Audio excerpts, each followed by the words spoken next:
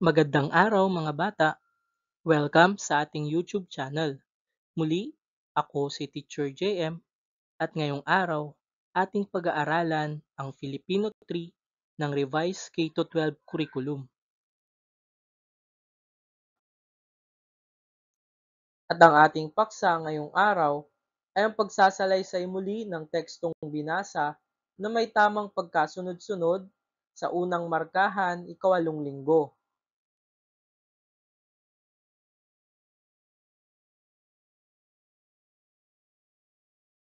Sa araling ito, matututuhan mo ang tamang pagkasunod-sunod ng mga pangyayari sa kwento gamit ang pamatnubay na tanong o balangkas.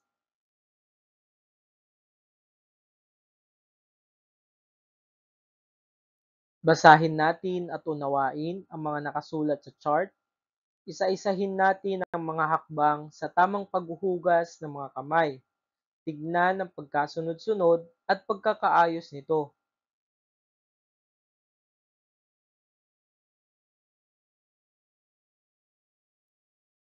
Wastong paghuhugas ng mga kamay.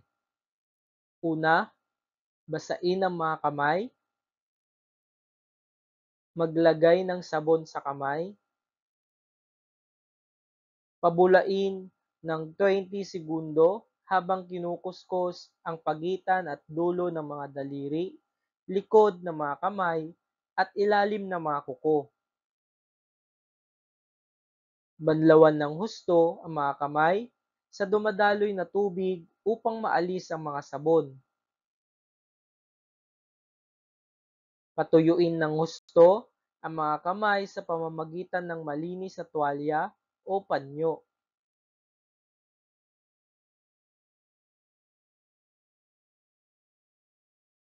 Tama ba ang pagkasunod-sunod ng paraan sa tamang paghuhugas ng ating kamay? Magaling, ito ay tama. Makakatulong ba sa atin na malaman ang wastong paraan ng paghuhugas ng kamay? Oo naman, napakahalaga at makakatulong ng malaki sa atin ang kaalaman sa wastong paraan ng paghuhugas ng ating mga kamay. Hindi lang ito simpleng gawain. Isa itong pangunahing hakbang sa pagpapanatili ng kalinisan at kalusugan.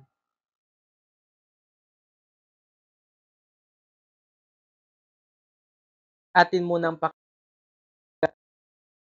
noong unang panahon, mayroong mag-asawa na nakatira sa Laguna.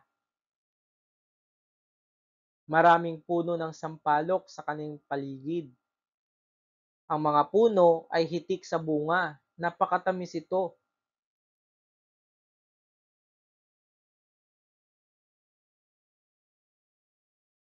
Hindi na nila kayang ubusin ang bunga ng mga puno sa paligid. Ipinagbili nila ito sa mga tao. Nabalitaan ng ubod ng tamis ang kanilang mga sampalok, kaya naman dinarayo ng mga tao ang kanilang lugar para bumili. Yumaman ang mag-asawa.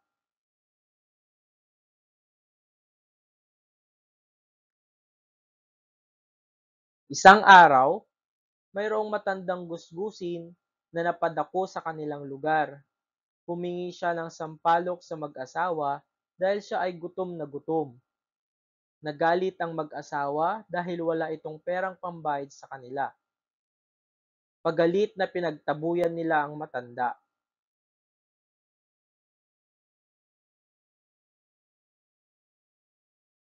Muling nakiusap ang matanda dahil siya ay gutom na gutom. Lalong nagalit ang mag-asawa, kaya naman pinakawalan ng lalaki ang kanilang aso para matakot ang matanda.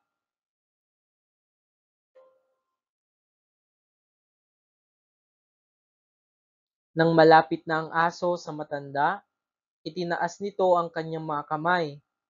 Biglang huminto sa pagtahol at pagtakbo ang aso. Namangha ang mag-asawang maramot. Nang itaas muli ng matanda ang kanyang kamay, nakatayo na lamang at naging matigas ang mag-asawa. Tumalikod na ang matanda at mabilis na lumayo.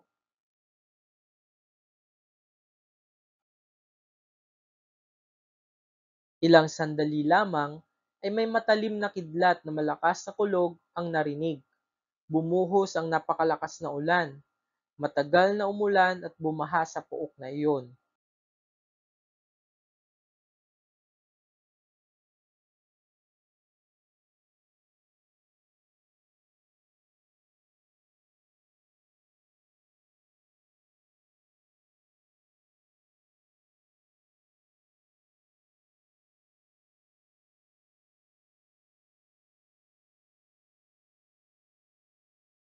Nang tumila na ang ulan, nawala na rin ang mga puno ng sampalok, nawala na ang bahay ng mag-asawa. Hindi na nawala ang tubig sa lugar ng mag-asawa, kaya tinawag na itong lawa ng sampalok.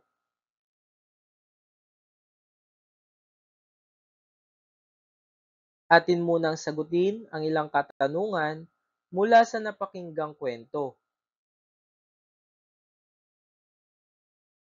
Una, ano ang pamagat ng kwento? Tama, ang alamat ng lawa ng sampalok. Number 2, saan ang tagpuan ng kwento? Magaling, sa Laguna. Pangatlo, ano ang inihingi ng isang matandang gusgusin? Tama, humihingi ito ng pagkain. Pang-apat, ano ang ginawa ng mag-asawa sa matandang gusgusin? Mahusay, pinaalis ng mag-asawa ang matandang gusgusin. Panglima, ano ang ginawa ng matandang gusgusin sa mag-asawa? Magaling, ginawa niya silang bato at hindi na muling nakagalaw ang mag-asawa.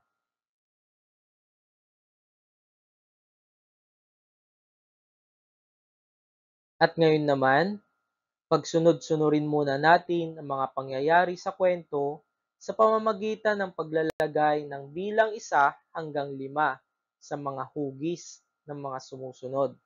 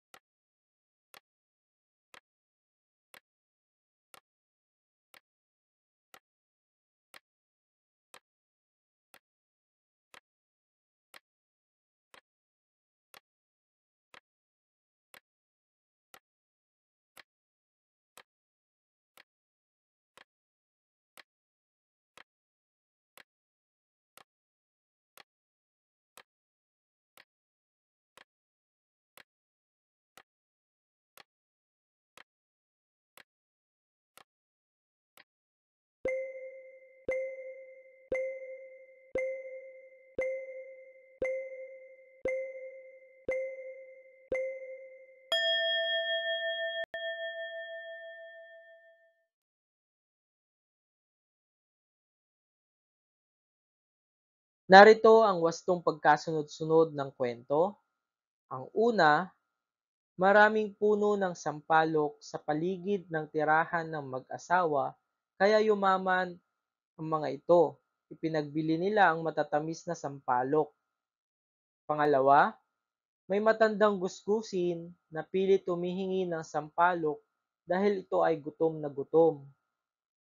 Pangatlo, nagalit ang mag-asawa dahil walang pambayad ang matanda, kaya pinagtabuyan nila ito at ipinahabol sa aso.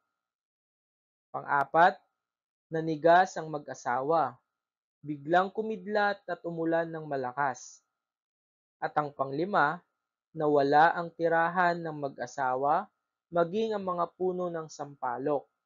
Hindi na nawala ang mga tubig sa lugar at ang mag-asawa kaya tinawag itong lawa ng sampalok. At dito nagtatapos ang ating pag-aaral sa Filipino 3 ng Revised K-12 Curriculum, unang markahan, 8 linggo na may paksang pagsasalaysay muli ng tekstong binasa na may tamang pagkasunod-sunod.